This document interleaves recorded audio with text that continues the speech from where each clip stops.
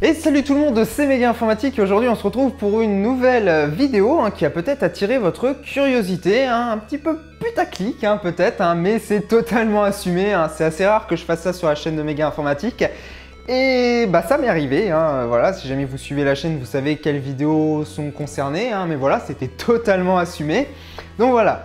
Alors si jamais je me retrouve devant vous aujourd'hui, c'est tout simplement parce que non, je n'ai pas signé de CDI avec la Fondation SCP, rassurez-vous, je ne risque rien. Ou peut-être que c'est mon contrat, les clauses de confidentialité qui font 500 pages qui m'obligent de dire ça, À vous de démêler le vrai du faux. Et donc c'est tout simplement une vidéo qui va vous présenter une chaîne. Alors vous allez peut-être vous dire « Oh, il fait cette vidéo-là pour de la pub ». Alors oui, c'est totalement de la pub, mais je vais vous expliquer pourquoi et c'est pour une bonne raison. La grande majorité des youtubeurs, si vous les regardez, le font quand ils lancent une chaîne secondaire ou une chaîne qui a un sujet différent. Généralement sur leur chaîne principale, ils font une vidéo. D'une part, on en parle parce que, comme ça, vous savez que ça existe, puisque vous ne pouvez pas le savoir si on ne vous en parle pas. Et deuxièmement, l'algorithme YouTube est mal branlé. C'est-à-dire que, l'algorithme YouTube met en avant des contenus qui ont un certain nombre de vues, d'abonnés, des pouces bleus et du partage, etc. Sauf que les chaînes qui viennent de se créer ou les petites chaînes, elles galèrent et elles mordent la poussière tout simplement parce que l'algorithme ne les met pas en avant. Sauf que pour qu'ils les mettent en avant, il leur faut des vues, des abonnements, etc. et du partage. Mais pour avoir des vues, des abonnements et du partage, il faut quand même qu'on les mette en avant et qu'on sache qu'elles existent. Voilà. Pour ceux qui vraiment ne savent pas ce que c'est, je vais faire un parallèle avec l'Entrepôt 13, la série Warehouse 13. Qui veut dire tout simplement ce que j'ai dit avant, l'Entrepôt 13, où là par contre ce ne sont que des artefacts, donc que des objets qui ont des propriétés anormales. Mais là avec la Fondation SCP ça peut être n'importe quoi, comme je vous ai expliqué ça peut être un carrelage, une tasse, un bout de plastique, que sais-je. Je fais cette vidéo également tout simplement parce que d'une part cette chaîne est toute neuve et elle n'a pas de visibilité pour des raisons évidentes.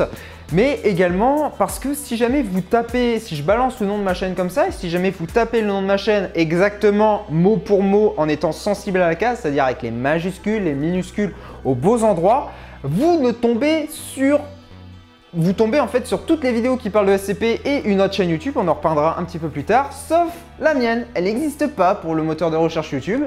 Donc voilà, c'est pour ça que je vous invite à aller dans la description de la vidéo si ça vous intéresse, vous aurez le lien directement de la chaîne ainsi qu'une petite vidéo explicative des SCP que j'ai fait assez rapidement. Donc voilà, si ça vous intéresse, je vous laisserai aller dans la description de la vidéo.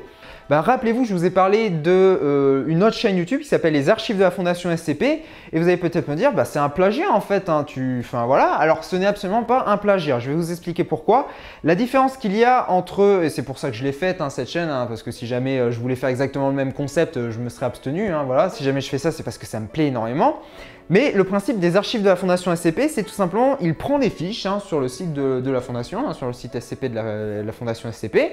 Il les met, je pense qu'il les met dans le logiciel de traduction de Google, voilà. Et vous savez, dans le logiciel de traduction Google, en fait, vous avez la possibilité de dicter le texte que vous avez mis, aussi bien le texte original que le texte traduit.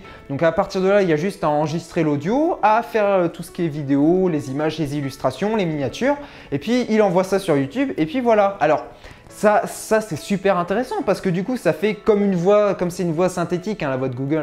Ça fait que c'est un ordinateur, on a l'impression que c'est l'ordinateur de la Fondation qui donne les informations, etc. Donc ça, il y en a qui aiment, il y en a qui n'aiment pas. Moi personnellement, j'aime bien. Et j'ai décidé de créer une chaîne avec les SCP parce que d'une part, j'adore ça, mais aussi parce que j'ai voulu créer un scénario, voilà, tout simplement, puisque moi j'adore écrire.